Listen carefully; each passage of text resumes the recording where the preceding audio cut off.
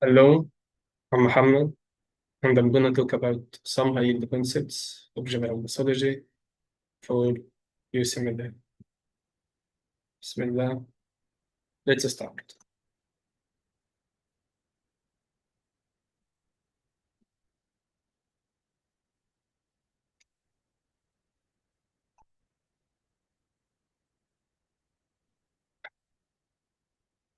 I'm gonna start with neoplasms. I want you to know there is oncogenes and the tumor suppressors. Oncogenes and the tumor suppressor, they are types of mutations will lead to production of cancer. For oncogen, the mutation will be gain of function. For tumor suppressor, it will be loss of function. Oncogen to produce a tumor, he need only one hit hypothesis, while tumor suppressor needs two hit hypotheses. What is hit hypothesis? You know, you have two copies of each chromosome, so you have two copies of each gene. For oncogen to produce tumor, you only need one gene to be affected, one gene to develop gain of function. While with tumor suppressor gene, you need a deletion of the two genes, the two allele. Okay, so tumor suppressor needs two hit hypotheses, while oncogen need only one hit hypothesis. I'm gonna start with common hereditary cancer neoplasms. I will start with Min syndrome. Min syndrome, we have Min type 1 and Min type 2. I'm gonna talk about them. First, Min type Min type 1. Min type 1, its gene is menin gene and it is a tumor suppressor, so it need two hit hypothesis. While Min2, it's ret oncogen and it is oncogen, so it need only one hit hypothesis. Min type 1. It's a three tumors and the three start with the letter P. Parathyroid adenoma, pituitary adenoma, pancreatic adenoma. Parathyroid adenoma means this patient will have hypercalcemia, will have bone problem, he will have osteomalacia because parathyroid hormone will resorb the bone to increase calcium at the blood. Pituitary adenoma. Patient may develop symptoms related to increase certain hormone like prolactin or growth hormone, or he will just come with the pressure symptom like bitemporal hemanopia. While pancreatic adenoma most commonly will be Zollinger-Ellison syndrome and due to increased gastrin secretion, and it will lead to multiple GIT ulcer. These ulcers are resistant to BBI and will be at non-usual sites. So in the case scenario, I will give you a patient with multiple ulcers. Patient can have glucagonoma, increased glucagon levels, so he will have hypoglycemia or hyperglycemia and some skin manifestation.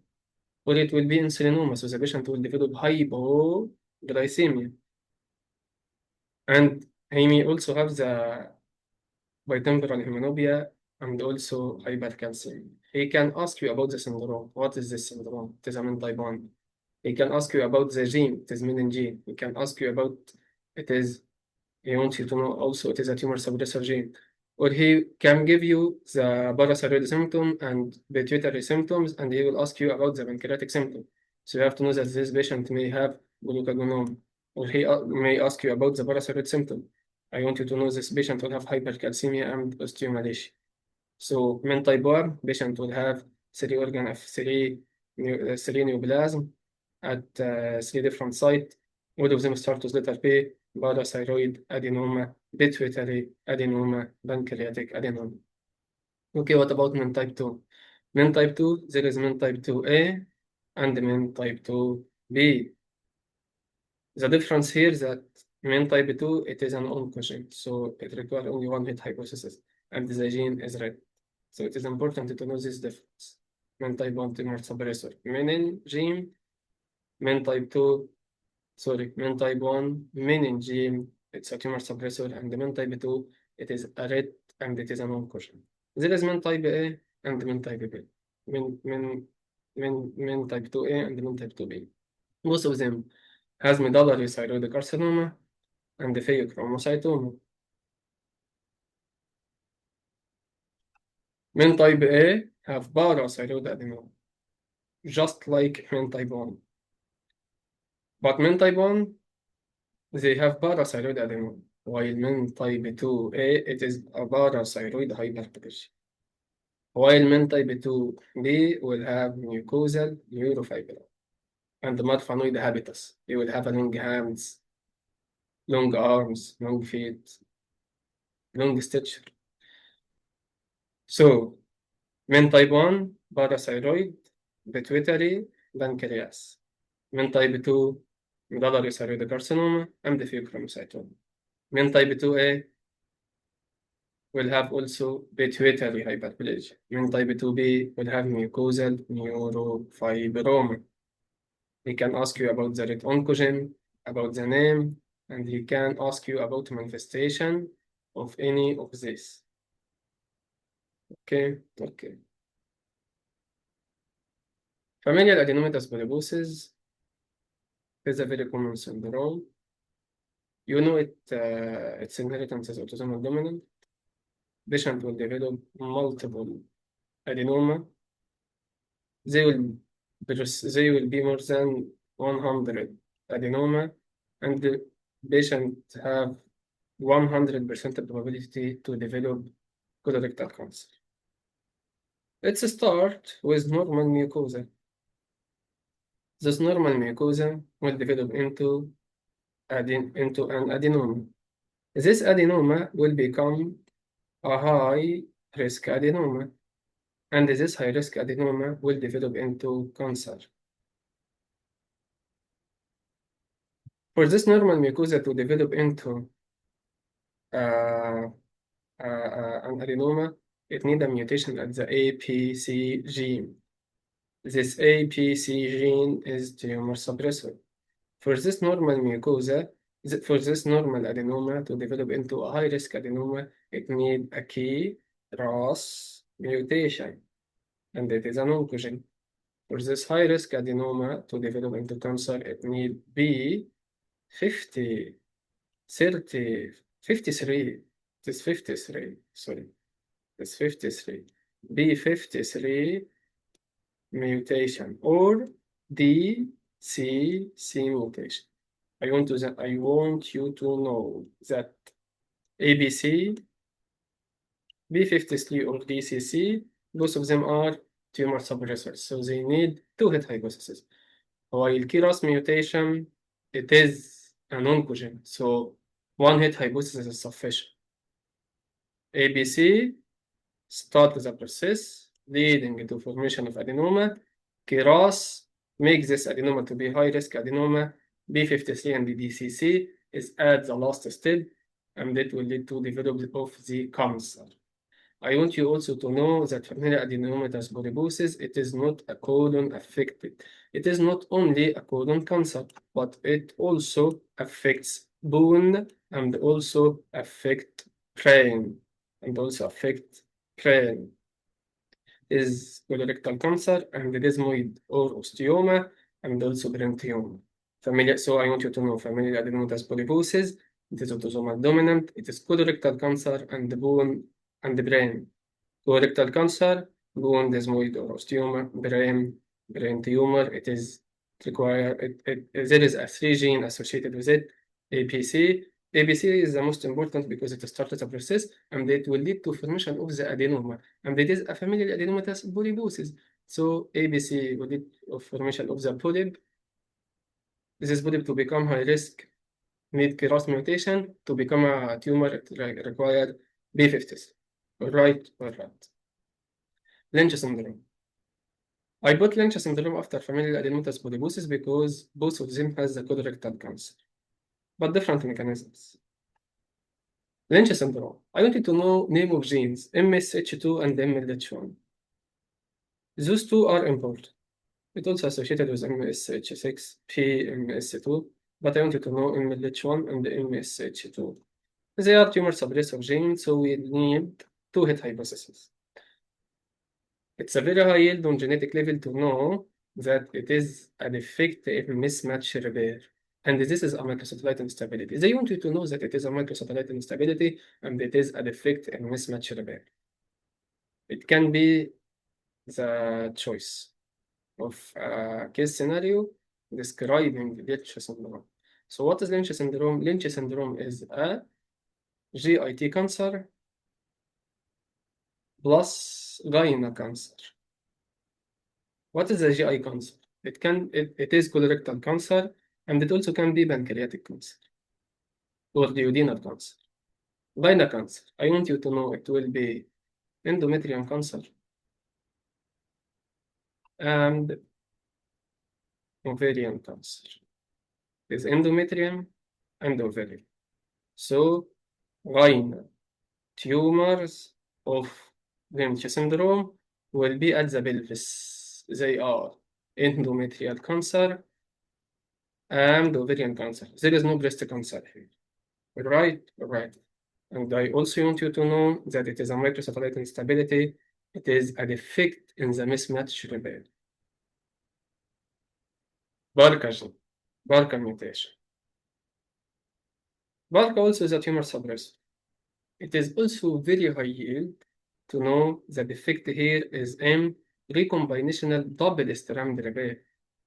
Double strand DNA repair. So the defect with BRCA is defect in repair is a defect in double strand DNA repair. It is very high yield. All right. It also associated with gynecological cancer, but gynecological cancer here are breast cancer and ovarian cancer. And ovarian cancer. So difference between BRCA and Lynch and gyna tumor. That gyna tumor associated with Lynch, both of them at the pelvis, endometrial and ovarian cancer, while BRCA, it is a breast and ovarian cancer. It is also associated with pancreatic cancer and prostate cancer. I want you to know that breast cancer associated with BRCA gene not only at females, but also at males, and while a breast cancer develops at male due to BRCA mutation, it will be diagnosed at a very dangerous stage. It may be associated with some metastasis. Most of breast cancer at males have a very good prognosis because it is diagnosed at the late stages, especially if it is associated with BRCA gene. I want you to know this. I want to make sure that you will remember that it is a defect in recombinational double strand repair, and it is also a tumor suppressor. Okay. Okay. What about Leaf-Romini syndrome? Leaf-Romini syndrome is very common because it is associated with TP53. We talked about it while I'm talking about the development of colorectal cancer from familial adenomatous polyposis. It was associated with the last step. And I told you it is a tumor suppressor, so it requires the two-hit hypothesis. For Leaf-Romini syndrome, he will give you a case scenario of a patient have symptom of any cancer of these cancers, and have a very extensive and has a family history of multiple cancers. You will find a family member who suffer from sarcoma. Another family member developed breast cancer. Another one with brain cancer. Another one with leukemia. Another one with adrenocortical carcinoma. How to memorize them? I want you to memorize the SBLA. S-B-L-A. SBLA SBLA. S for sarcoma. Sarcoma is a connective tissue tumor. Can be fibroma, fibrosarcoma. Fibrosarcoma could be fibrosarcoma because it is malignant sarcoma. Or any other connective tissue tumor. B, there is two B's. Breast cancer and brain tumor. L, there is two L. Leukemia and lung cancer. A, adrenocortical tumor. What is adrenocortical tumor? This is the adrenocortex. This is the kidney. Above the kidney, there is the adrenal gland. The tumor will come out of the cortex, adrenocortical. It may produce aldosterone, maybe produce uh, cortisol, or maybe produce the androgen, whatever. So I want you to memorize SEB for Leaf-Romini syndrome. TB 50. It also has a breast cancer.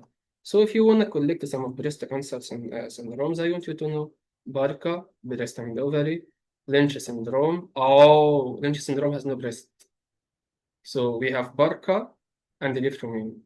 BRCA, breast and ovary, leuphrominia, سبلة, S sarcoma, B breast brain, L leukemia lung cancer, A adenocortical tumor. Lynch syndrome, there is no ovary. It is a pelvic gynecological tumor, endometrium and ovary. Right. Now I'm going to talk about some oncogenes and some tumor suppressors. Okay. Oncogenes. We have RAS mutation. You can remember RAS from when we talked about familial adenomatous polyposis. It was the only oncogene step that is responsible for developing, transforming this low risk adenoma into a high risk adenoma. I want you to know if there is a cell and this is a receptor, when a ligand binds to this receptor, there is signal molecules will be activated here on the substrate level activation. This will be the RAS. I also want you to know it is a GTP binding protein. All right, it is associated with colorectal cancer as we talked, and also pancreatic cancer. And it is an oncogene, so it requires only one hit hypothesis. All right. Mice. We have C mice, N mice. Both of them are a transcription factor. Transcription factor means it works on the nucleus level. I want you to know that M mice associated with neuroblastoma and C mice associated with Burkitt lymphoma. What is neuroblastoma? Neuroblastoma is a tumor most commonly originate from the adrenal gland medulla. Adrenal gland medulla. It mainly affected children. It comes out of adrenal gland medulla and it causes elevation of catecholamine metabolite, but this patient will develop no hypertension. I just want you to know for the general pathology that neuroblastoma associated with mice, which is a transcription factor. Burkitt lymphoma is a type of lymphoma, blood tumor, associated with Epstein-Barr virus, by the way. Its microscopic picture is the starry sky of Africa. Starry sky. Africa, because one of its risk factors is to be African American. But all I want you to know here for the general pathology, it is associated with C mice, and the neuroblastoma associated with A mice. And both of them are transcription factors. Right. What about HER2 receptor? HER2 receptor associated with breast cancer. You know, breast cancer can have estrogen receptors, progesterone receptors, and HER2 receptor. Presence of HER2 receptor means that this breast cancer will be very aggressive. But we have monoclonal antibody can target the HER2 receptor. Okay. So I want you to know that HER2 receptor is a receptor tyrosine kinase. This is the cell, and this is the receptor. This receptor is HER2 receptor, and its type is tyrosine kinase. Tyrosine kinase means that it will activate a tyrosine kinase activity. Tyrosine kinase activity means that this will lead to activation of phosphorylation.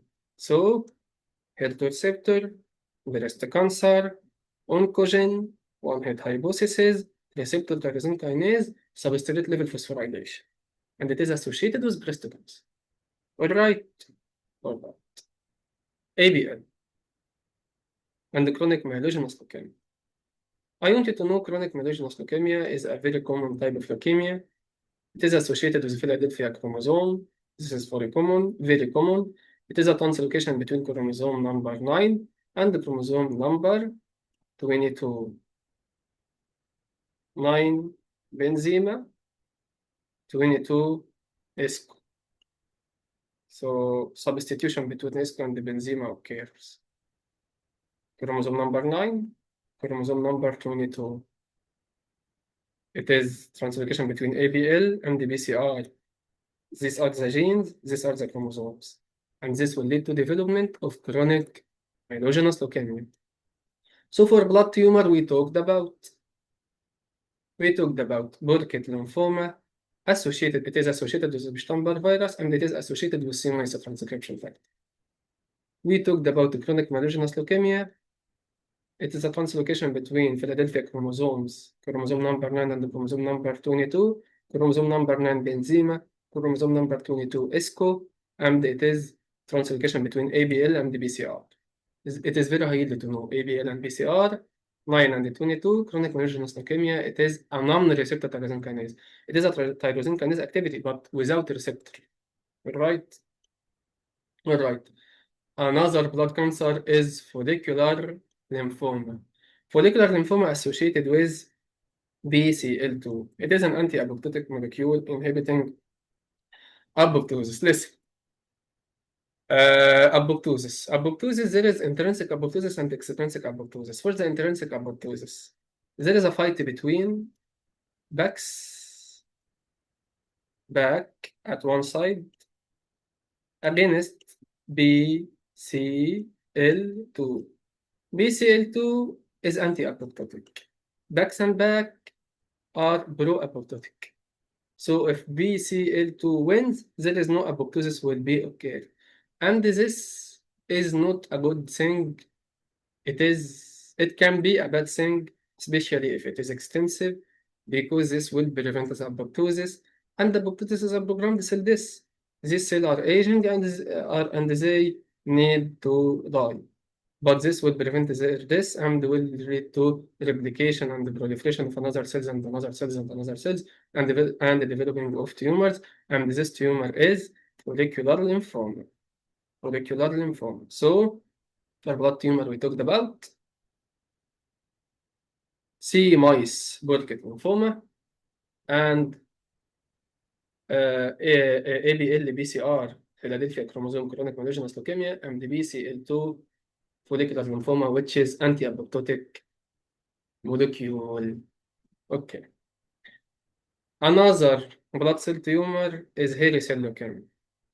Hairy cell leukemia, I want you to know that hairy cell leukemia at peripheral bloodstream, you will find a characteristic hairy cell. You will also find that this patient bone marrow is hypocellular, pancytopenia. Okay. That you will find the teardrop cells due to the bone marrow fibrosis. And I also want you to know it is a B cell. Okay, okay.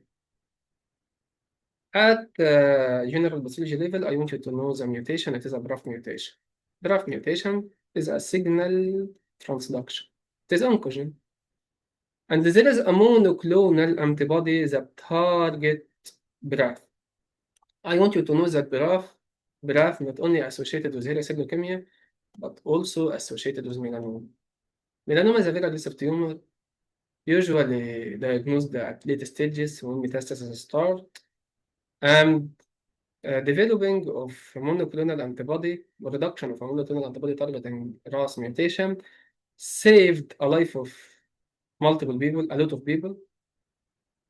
So monoclonal antibody against the BRAF is a life-saving for melanoma patients. So I want you to not forget that melanoma and hairy cell leukemia, both of them associated with BRAF mutation, which is a signal transduction. c-KIT mutation and gastrointestinal stromal tumor. I saw it at an NBME question, so it is a high yield, and I want you to know it. c-KIT mutation, it is a cytokine receptor, is associated with gastrointestinal stromal tumor. What is gastrointestinal stromal tumor? It means tumor that did not originate from the mucosa, it originates from the stroma under the mucosa. This stroma has blood vessels, have connective tissue. So tumor originates from here, is gastrointestinal stromal tumor. It is a gastrointestinal stromal tumor, and it is associated with c-KIT mutation. It is also an oncogene, and only we need one hit hypothesis. Red receptor, they are tyrosine kinase. We talked about it with men type 2, A and B. I want you to know the new information here that it is a tyrosine kinase receptor. All right. Okay. So what about, and I'm going to talk about some tumor suppressors. We just talked about MEN2. Okay, MEN type 1, the gene is menin, and it is tumor suppressor. TB53, we talked about it, it is Leaf-Romino syndrome. I want you to know that it is a genomic instability. Genomic instability. I want you also to remember ABC at familial adenomatous polyposis. It was associated with the first step. Bark 1 and Bark 2, we talked about it, breast cancer and ovarian cancer. Okay, okay. Difference between Bark and Lynch. Both of them is a defect at DNA repair, by the way. Both of Barca and Lynch is a defect at DNA repair. Barca, defect in recombinational double-strand repair. Lynch, defect in mismatch repair. Gynecological tumor with Barca are breast and ovary. While Lynch syndrome, it is a pelvic gynecological tumor, endometrial cancers, ovarian cancer. There is no breast at Lynch. All right, all right. Another tumor suppressor is retinoblastoma. I want you to know that cell cycle contain four stages: G1, S, G2, and M. Retinoblastoma prevent transformation from G1 stage into S stage. Not only retinoblastoma, but also TB53. TB53. They prevent this stage. Okay, so they are a tumor suppressor required with hypothesis. TB53 is associated with Leaf-Romino syndrome, and we talked about it. Retinoblastoma associated with retinoblastoma tumor and osteosarcoma. So you will find that child. This child comes with a white eye, a white eye, or this child comes with absent of the red reflex. Because he has a tumor in his retina behind his pupil that prevents the red reflex of the light.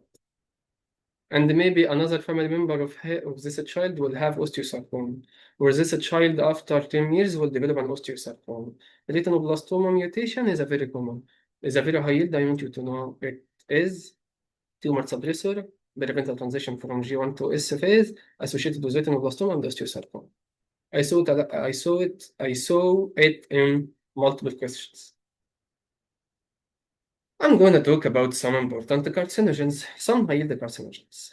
Arsenic and the vinyl chloride. They are associated with hepatic angiosarcoma. Hepatic angiosarcoma, they are tumors originating from blood vessels of liver. They are high yield, especially vinyl chloride. Aromatic amine, naphthalamine.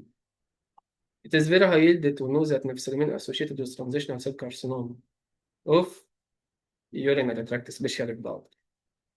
Lung cancer.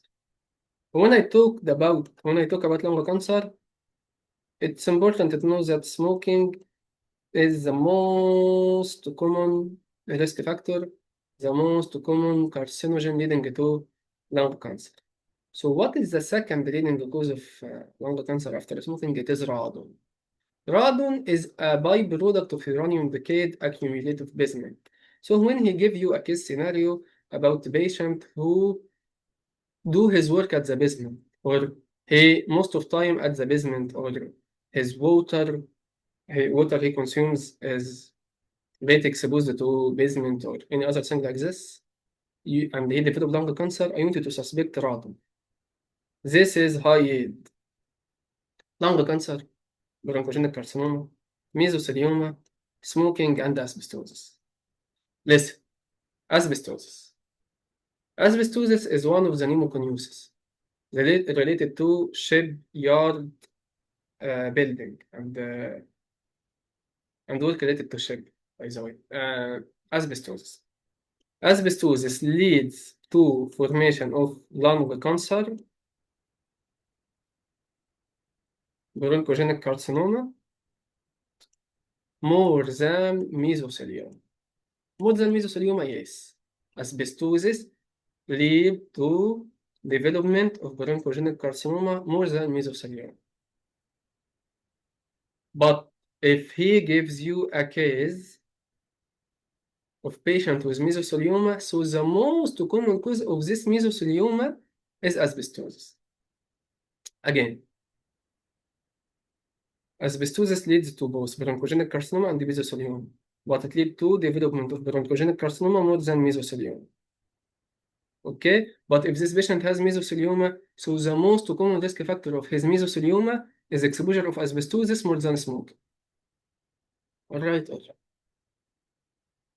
right. Big glycoprotein. I want you to know that big glycoprotein is associated with multi-drug resistance.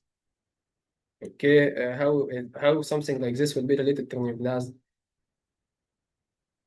Neoplasm will resist the chemotherapy by development of big glycoprotein. That's it. Some immune histochemical states. I want you to know chromogranin, synaptophysin, neuron-specific enolase. Chromogranin, synaptophysin, chromogranin, synaptophysin, neuron-specific enolase. They are associated with neuroendocrine cells, so they will affect tumors originating from neuroendocrine cells. And these tumors are carcinoid tumor, mostly affecting GIT, and the neuroblastoma, we just talked about it, by the way, it's a myosin mutation and small cell lung cancer of the lung. So state tumors originate from neuroendocrine cells. They are carcinoid tumor, neuroblastoma, small cell lung cancer, and immune histochemical stains that will be positive are chromogranin, synaptophysin, neuron-specific enolase. Another immunohistochemical stains are glial fibrillary acid protein and the neurofilament. These two immunohistochemical stains related to brain tumors. Glial fibrillary acid protein associated with glial cells like astrocytes, ependymal cells and another cells, so it is associated with astrocytoma and glioblastoma. Neurofilament associated with neuronal tumor, neuronal cell, like a neuroblastoma. So neuroblastoma has two components, neuroendocrine and immune histochemical markers and the neurofilament. Okay, what about S100? S100 is associated with neural crest cells. So we'll find it at schwannoma and the melanoma. Melanoma come out of melanocyte. Melanocyte develop from neural crest. Schwannoma come out of Schwann cell come out develop from neuronal cell.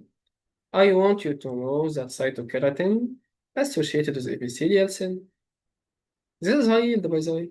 Desmin associated with muscle. How to memorize the desmin and the muscle? Muscle contains 6 letters. 1, 2, 3, 4, 5, 6. And the desmin have 6 letters also. 1, 2, 3, 4, 5, 6. And the vimentin for mesenchyme. Mentin, mesen. All right. Now I'm going to talk about necrosis and apoptosis. Necrosis. Coagulative necrosis. Coagulative necrosis is the most common type of necrosis, and it develops in most of tissues except the brain. So it is associated with irreversible ischemic injury outside central nervous system.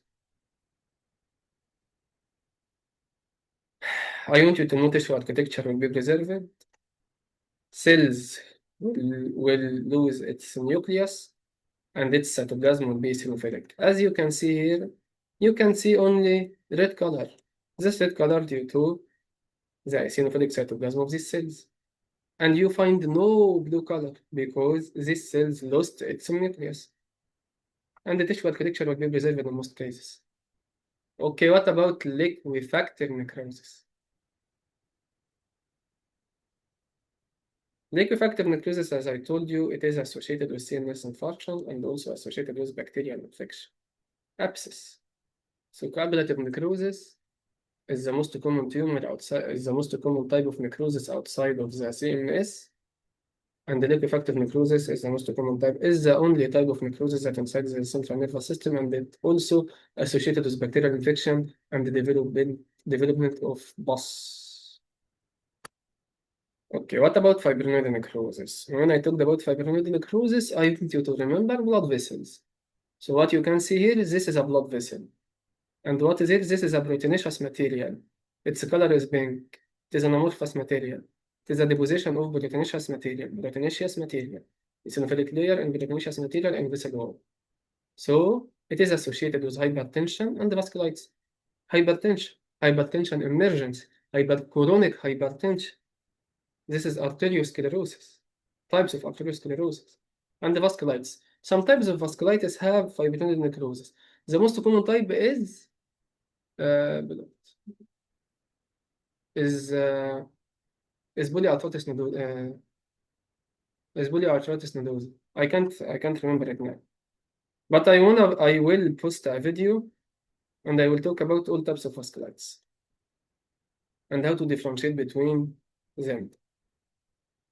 Another type is fat necrosis. So when I talked about fat necrosis, you're gonna remember two things: pancreas and the breast. For breast, it will be fat necrosis. Breast trauma. Female got breast trauma and develop fat necrosis at its breast. I want you to know that most of cases will not recall the breast trauma. So remember, so imagine this: females comes to you complaining of painless, solitary, fixed, firm breast mass, and she did not remember that trauma of her breast. So it will raise you suspicious of breast cancer, and you will do mammography, but you will finding a characteristic of fat necrosis, and you will exclude malignancy. So I want you to remember that fat necrosis associated with trauma of adipose tissue of breast, and it is also associated with pancreatitis. When pancreas is obstructed, inflamed whatsoever, and the lipase comes out of pancreas, it will find fat cells. It will digest these fat cells and lead to development of fatty acid. This fatty acid will bind to calcium outside, and this will lead to form of saponification, which is a short coated deposit with acute pancreatitis.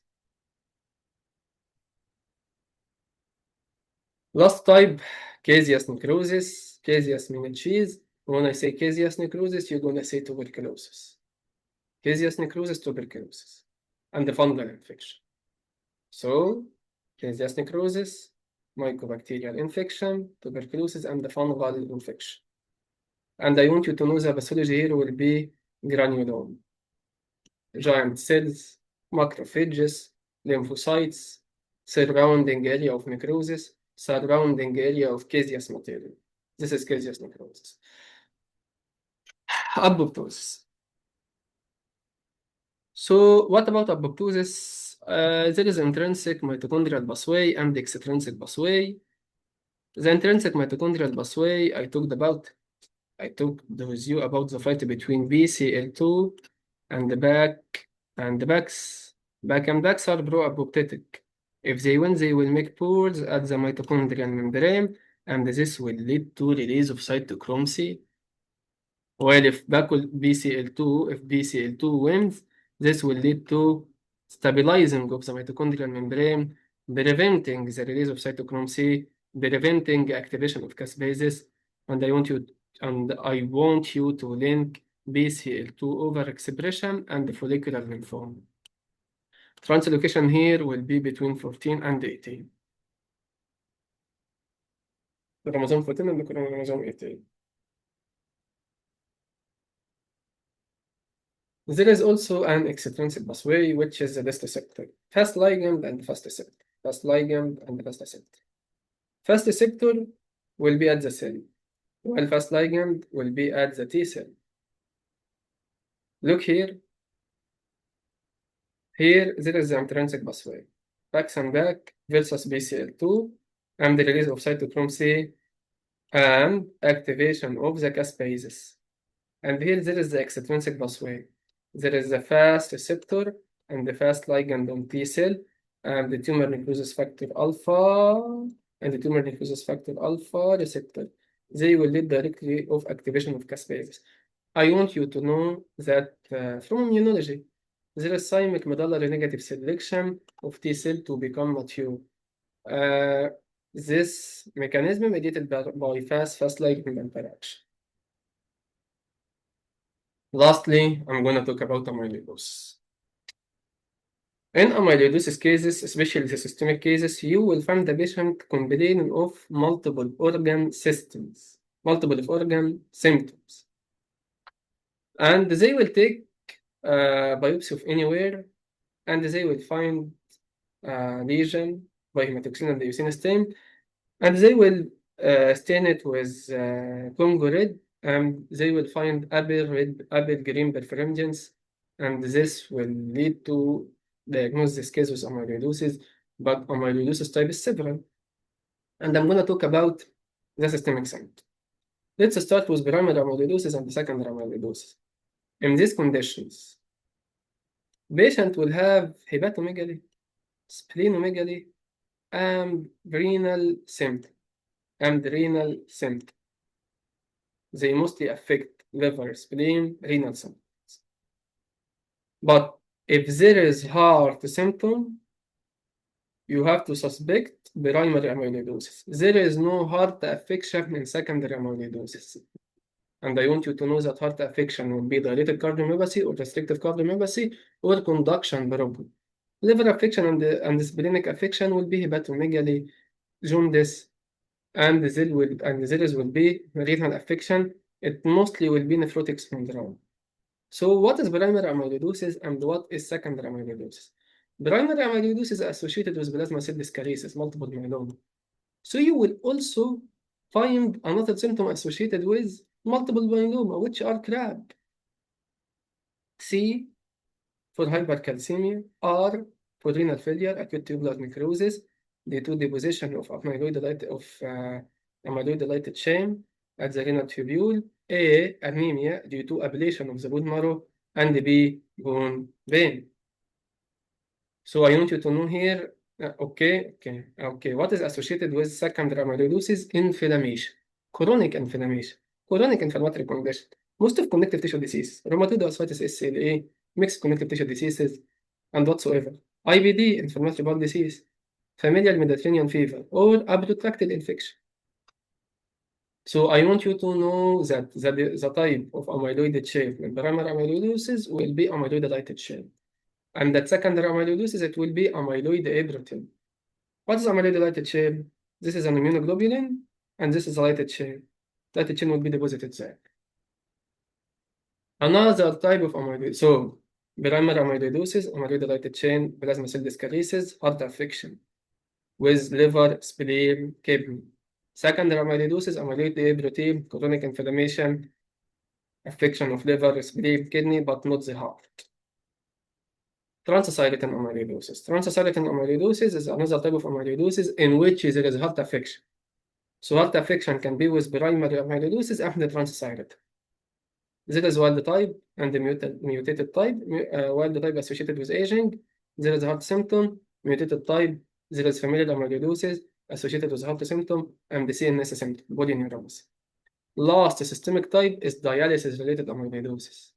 You will find the patient on end-stage renal disease, he is on long-term dialysis, and he will develop amyloidosis. It's a dialysis-related amyloidosis, and the type of amyloid deposited is beta-2 microglobin. Patient here will develop arthritis, will develop musculoskeletal symptom, will develop carpal tunnel syndrome, will develop affection of his shoulder region. There will be pain at the shoulder. There will be pain at his wrist. So there is two types of systemic amyloidosis related to the kidney. They are dialysis-related amyloidosis. Most of symptom will be musculoskeletal, and the type of amyloid will be beta-2 microglobin and the primary amyloidosis associated with plasma cell dyskeriosis, accumulation of amyloid L chain. Okay. There is another localized type. They are easy.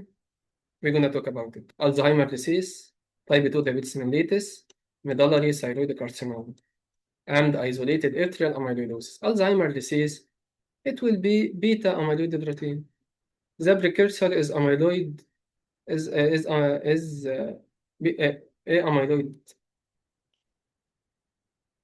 amyloid precursor protein.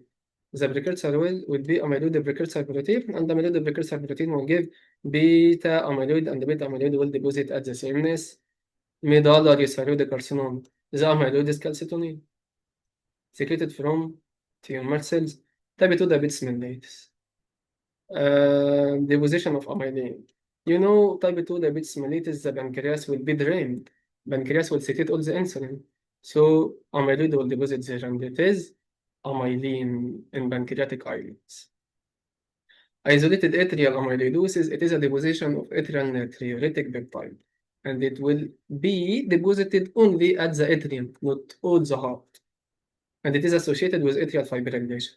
So again, heart affection will be with primary amyloidosis, transthyretin amyloidosis, and isolated atrial amyloidosis. And that's it for general pathology.